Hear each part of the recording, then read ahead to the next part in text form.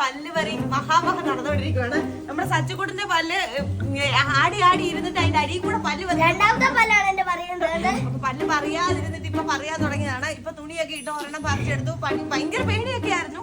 എന്നാലും അപ്പൊ അവന്റെ ഒരു ഇൻസ്പിറേഷൻ ഒക്കെ വന്ന് റിച്ചുവിന്റെ ഒരു പല്ല് ആടി ഇരിപ്പുണ്ടായിരുന്നു. അപ്പൊ അതിനെ ഞാനൊന്ന് പിടിച്ചപ്പോഴത്തേക്ക് ഇങ്ങനെ ആയപ്പോ പിന്നെ ഞാൻ എന്തായാലും ഒന്ന് വീഡിയോ എടുത്തത്. കാരണം ഈ 10-11 വയസ്സിൽ എല്ലാ പിള്ളേരെയും പല്ല് പറയും. സച്ചുവിന്റെയാണ് ഇത്ര നാളായിട്ട് പറയാതിരുന്നത്. അപ്പൊ നമ്മുടെ റിച്ചുകുട്ടിന്റെ പല്ല് നമ്മള് ബാക്കി എടുത്ത് കൊടുക്കാൻ പോവാണ്. ഞാൻ അത്ര കൊണ്ടുപോയി എന്നെ പല്ലെടുക്കാൻ പഠിപ്പിക്കുവാണ്.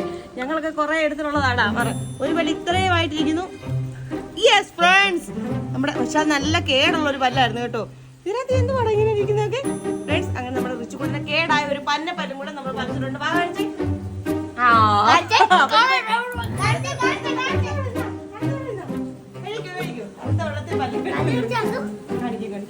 കെമിക്കൽ നിറഞ്ഞ പല്ല് പോലെ ഇരിക്കുന്നു. ഇത് മാത്രമല്ല അവന്റെ